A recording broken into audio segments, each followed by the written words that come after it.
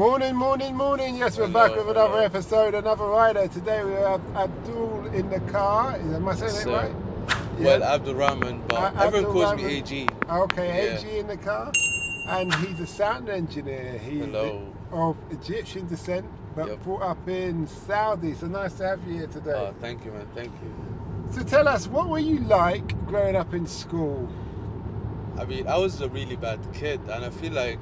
Really? Even in Saudi?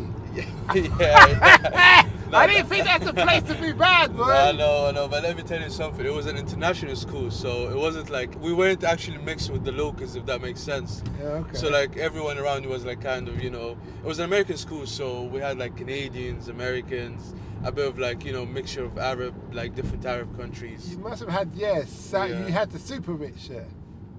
No. Didn't you have the top Arab elite families? No. It was actually more of a, I wouldn't say segregation, but it was just like we had, because Egyptians are so different from Saudis. Do you get what I mean? So we had our own stigma. Yeah. So we everyone couldn't really mix with the locals like that. So everyone kind of had their own schools. Even sometimes you have your own compounds. You don't actually live with. Do you get what I mean? But yeah, man, I was a bad kid when I was growing up. What was it? See, that's interesting. What is the stigma? What is why you don't mix? Because it's not that we don't mix. I'll tell you something. You're descendants of Saudis, though, aren't you? The Egyptians are descendants of Saudis. No, I mean Egyptians are pharaohs. We've been.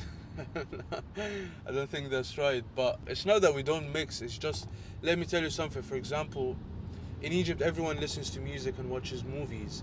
Saudi back then was not that Saudi that we see now. Do you get what I mean? Mm-hmm. So our culture, like, we usually sit in the living room, watch TV, watch movies, listen to a couple of songs and stuff. But Saudis wouldn't really do that, especially like everyone does it now. But back then it was a very strict country, and you weren't allowed to do what you were allowed to do. But now it's developed, so it's different now. But yeah, back then it wasn't segregation. It's just everyone had their own cultures. Mm-hmm. Okay, that's interesting. So what made you a bad boy when you was in school? I have a theory, I feel like I had ADHD and I was never diagnosed.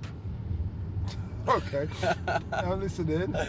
I don't know, man. I literally got kicked out of like 3 schools. I had to change schools like 5 times. What were you doing? I can't remember exactly. You can. Come on now. I'll tell you a funny story though. Me and my brother literally, so in my final year, so obviously it's called grade 12. That's like, A-levels. Yeah. That's like when you graduate high school, that's the last grade, that's the last like level at high school, grade 12. So I was in grade 12, my brother was in grade 10, right?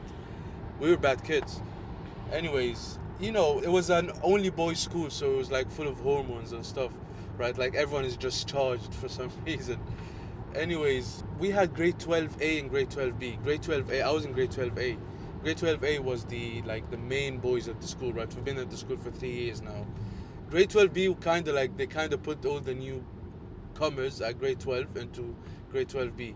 Anyways, one day we're at PE, someone steals my phone. Who stole it? Someone says, oh, someone from grade 12B. Oh, we gotta get your phone back, blah, blah, blah. I was like, alright, say less.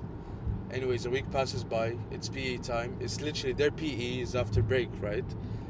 We go in, take the phone, hide it in my socks. Just wait. Anyways, news comes out, someone's phone's got stolen. Everyone's getting searched. Right? Start searching me. They're like, oh, take his shoes off. We wanna search it, right? Anyways, I take literally the phone was like a BlackBerry, I can't remember, one of them old school BlackBerry. So you took this boy's phone because someone took your phone? Yeah. So the news was, it was someone from grade 12B, right? So I was like, no, we gotta take it back, like, shit. So okay. I just stole it. But obviously I didn't steal alone, like we had a couple of boys cover for me and whatever. Anyways, I steal it. The moment the phone shines in my socks, everything goes off. Keep in mind, my brother, a week ago, hit some boy in grade 11 with a chair, right? Broke his hand. Why do you do that for? I can't remember. Like, my brother's a very calm person. Like, it would take a lot for someone to like piss him off. So it must have been serious. Like, he wouldn't just do it out of the blue. But anyways, that happens, and then obviously the school kicks off. My brother knows about it. Grade 10 like come in, join the fight. Grade 11 joins the fight. A whole big brawl just in the school in the ground area. We got like all the teachers outside the classrooms separating people. Anyways, who was the cause of it? Abdurrahman Baghadir. What happened? It had been last week. Mustafa Baghadir. So you both are expelled. So I was literally the last half term of my grade 12, I wasn't allowed back at school. I was just allowed to for the exams, and they didn't care if I went to classes or whatever. You're not going back to school again. That's it. What did your father say, about all this getting kicked out? I don't know. I mean, he's paying a lot of money putting you into international schools. That's not cheap. Yeah. How many siblings you got? I got 2, man. So 2 brothers? No. 1 brother, 1 sister. I'm the oldest. And you're all in this international school? Yeah. And now he's just changing you, paying you school uniform, you school fees. Yeah. Do you ever fear that you are going to be cursed with bad children who are going to cost you money? I hope not, man. I mean, I was a bad kid, but I got a good heart, man. I love my pops. My pops loves me. You know what? I'm not that evil. When are you married? No, I'm not married yet. If you're married, when you get married and you're getting the woman's pregnant, you want to be praying every day for that child. Yeah, please, God. Yeah. Himself. Don't make him like me. So did you go to school in England as well as in Saudi? No, I just went to uni here. So how does it compare difference in the education, the behaviour, the socialising? Well, obviously, it wasn't a culture shock because that's I grew up with Americans basically, so it wasn't so different. But obviously experiencing uni life at the UK was different for me. It was oh shit, you lot get down like this. In what sense? What was the what was I don't know, man. It's just the culture. Everyone is what, they're partying, the partying. Plus, let me tell you something, man. I went up north. I got love for white people and whatever, but some of them are a bit awkward, man. You can't just in Saudi, if you say hello, you say hello. Even if you meet someone one time in your life and you walk by him, you just at least nod your head. At Huddersfield, I went to uni up north, so at Huddersfield, we'd hang out, we'd go out with those people, right? And then the next day, you walk past them, you shake your head, and they give you the awkward look. They're looking at the floor and they look a bit shocked. I was like, what? Can you not even say hello? So that kind of I don't know, that played a part in my head as well. I was like, how did you overcome that then? Sorry? How did you overcome that double standard behaviour? I don't know. I would just force myself hey, I start hey, how you doing? You right? Just to make myself familiar and stuff. But I don't know, man. I just there's some people who wouldn't. I don't know. It's just the energy that you get from them, I guess. If they're not giving the energy back, then whatever. Yeah, no, I understand that. So you came to England. What course did you study? Well, it's weird because I studied medicine for 2 years before this. 3 years actually, and then I switched into sound engineering and music production. Mm-hmm. What made you want to change from medicine? I don't know, man. It was just I didn't feel myself in med school. First of all, I wasn't doing really great at uni. I was a private uni, so my dad was paying a lot of money, and I just wasn't working. So I was like, you know what? That's sorry, Dad. I know that's your dream for me to be a doctor, but it's not happening. And at that time, I started DJing as well, and we started making a bit of cash on it. So I was like, you know what? Maybe I just leave uni. And he was like, no, well, at least if that's what you like, if that's what you really like, you might as well go uni for it. Just no person at this house stays uneducated. So I was like, all right, cool. Okay. That's good that your dad is disciplined. What does your dad do? Oh, my dad's a civil engineer. Oh, yeah. Okay. Oh, that's good. I used to be a site manager. I would love to have been better at maths and taken on civil engineering or structural engineering, but it clearly wasn't my calling at the time. Yeah. So how did you find the course of doing the sound engineering? What was it like? So let me tell you something, right? Everything I learned from uni wasn't really detrimental to what I know now. It was mostly of just practicing and just taking loads of jobs and like loads of songs and engineering them. That's how I learned. Uni gives you the basics, right? But it doesn't actually teach you how to do stuff. Am I making sense? Like it just gives you the basics. Like it says 1 + 1 = 2, right? But how you like get that feeling out of the song, how you set that reverb at the song, how you make the vocals like, you know, shine in the song, that's all up to your ears, that's all up to practice. So yeah, I didn't learn a lot, but I did learn from uni. From the course specifically. I hear you. Yeah. Good. Was it a sandwich degree? Did you do a year out and work? I didn't actually, because I was getting older and older. I've wasted already 3 years of my life in medicine, so I was like, there's no point for me to just take an extra year at uni. So I just went 3 years back to back and I'm out. Did you manage to get any work experience in sound engineering? Yeah, man. While I was like studying, I was already mixing and mastering songs, and I'm getting paid for them. So that was like, that's actually what kind of motivated me to, you know, keep at uni. And like, I'm the type of person that's not very consistent, if I'm being honest. So with me like actually working on music while I was at uni and then learning about music, that kind of pushed me. Like it went back to back. So I'd like get a song and then I'm mixing that stuff, but I don't know how to set like, you know, the compression on that vocals, or how to get that drum sounding like really loud in your face. Obviously I was going uni at that time, so I'd ask my lecturers, how do you do this, how do you do that? That kind of, you know, pushed me to graduate. So when you got your job, so this is your first job in sound engineering? Yeah, I graduated last year, and I've been at this job for 4 months now. Were you doing any sound engineering privately for yourself when you, because you said you started as a podcast, yeah, but you weren't that committed, so it didn't go all the way. How many episodes did you do? Released about 4 episodes. And what was the podcast called? Naka Show. Naka Show. So Nakama is like, I got a group of friends here in London. Shout out Jimbo, you know, and Rob. We got a collective called Nakama. We do music. Some of them, I do sound engineering. They do videography and photography. Sometimes they sing. So we decided, we're called Nakama. Let's do a Naka Show. And that's why it's called Naka. But it was just, you know, just I don't know how to say it, hood rat shit. We just stick around, like, you know, speak about shit. We spoke about Valentine's, who gets gifts and all of that. It was nice, but everyone's got jobs now, so it wasn't very consistent. So it's early 20s stuff, everyday life you was having conversations about. Yeah, literally just how we're surviving. Like one of our boys broke up with this girl and he got this expensive gift and we're roasting him about it, like, why would you do that? It doesn't make sense. Alright, so he wanted her back. What do you mean? He got her expensive gift, and then he wanted her back.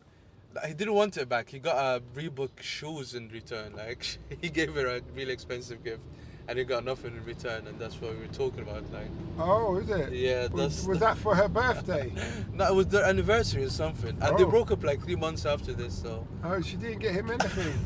She got him, but she got him about £80 worth of shoes, and he got her like an expensive, really expensive. As a bloke, you always end up paying more than what. That's what I'm saying. That's what we're saying. If they want equality, man, we got.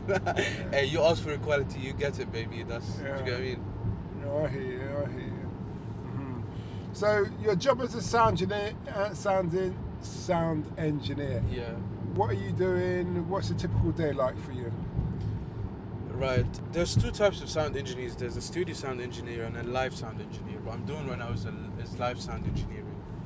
So I usually do what my life is. Obviously, right here I'm in Uber. I go to work. Today's actually going to be a busy day, but we're going to be on site, setting up, rigging up speakers, rigging up the control system, and then we usually have a band or a conference, and we have a front of house. Front of house controls all the system, and then some people usually tune the PA system and whatever. So that's what the job really is. And you were explaining to me why you need this, because he's got, for the audience who can't see, he's got a scaffolder's hat. Why do you need a scaffolder's hat? Sometimes speakers are big in the air, like they're hanged on scuffs and stuff, so obviously health and safety, you gotta have a hard hat on. I even have hard shoes on me just in case, you know, something falls off. Yeah. It's literally like a building site, but rather than building, like, you know, It's not a construction site. It's basically you're building lights, you know, scaffolds. You're building. Is this for a concert or theatre or something? So the company that I work for is called Enco. They do everything from festivals to concerts to. Today, actually, I'm engineering at Tower Bridge. You know, London. Yeah, The London Bridge, Tower Bridge. There's a walking stage up there. The glass where the glass floor is. Yeah, so I've been up there a couple of times. So we got a gig there. There's a band playing there. On the glass. Yeah. So that's why I'm going to the job, just to double check me and the project manager about to double check the glass won't crack. It takes 7 tons, so the glass takes 7 tons. I don't care. I don't stand on that glass. I walk along the metal. Okay. I'm not good with heights. Fair enough. I mean, I've never been there. That's my first time getting there. It's interesting seeing all the people down below, though. Yeah. It's amazing what we can build. All I know is it takes 7 tons, and we made sure that every like thing we got is way less than 7. We got like 2 tons worth of kit. It's gonna be 4 speakers, 4 subwoofers. Well, it's more about the point load. Because the drum and the sticks that hold the drum in place. Yeah. They probably need to be rubber mounted, but also on the rubber mat. Because as the drum gets banged, you're point loading through that drum every time on the glass. And suddenly now, you'll be on 10 o'clock news. Hopefully we're okay. Okay. So what is it about sound engineering that you love? Everything about it, man. I feel like I'm a very creative person, and if you deprive me out of creativity, I feel like my brain is dead, for example. Like, I don't know, like, it's just the creative aspect of music and sound. The way even, like, I make stuff, everyone says it's a bit weird. I look like I can see sounds, if that makes sense. Like, for me, like, I don't know how, for example, how do you describe sounds? Like, for example, a kick, would you describe a kick in a song? I'm not creative or musical in that sense, so there's nothing I would never eat to you know, you make sound effects, so you go in, the tune went boom, boom, boom, boom, boom, boom, and they go chugga, chugga, chugga, chugga. That's the best you're gonna get out of me, in that respect of things. No, I don't know. For me, I feel like the kick is round, snare is like a square. Like, I just see sounds. Do you get what I mean? And I like the creative aspect of music. That's why I like sound engineering. What would your advice be to somebody, a younger person, based on the fact that if they wanted to get into the sound engineering section, what would your advice be? Well, it could go both ways. I'd say never go into music unless you're very passionate about it, unless it's something you really want to pursue or something. Because let me tell you something, like, to be very, I don't know, straightforward and realistic, music doesn't always pay. Do you get what I mean? So if you want to live like a really good life, you got to be very passionate and you got to be very consistent if you want to get into the music industry or at least, you know, sound engineering industry. So that's all I'm going to say. Like, if you're not passionate, stay away from it. Stay at home. Yeah. Okay. Do something else if you're not passionate about music. Well, thanks a lot for that. No worries, and I wish you well. Thank you. We hope that episode enhanced your life. We post an interview every day as well as vlogging on our social media channels. Don't forget to subscribe to get our latest episode.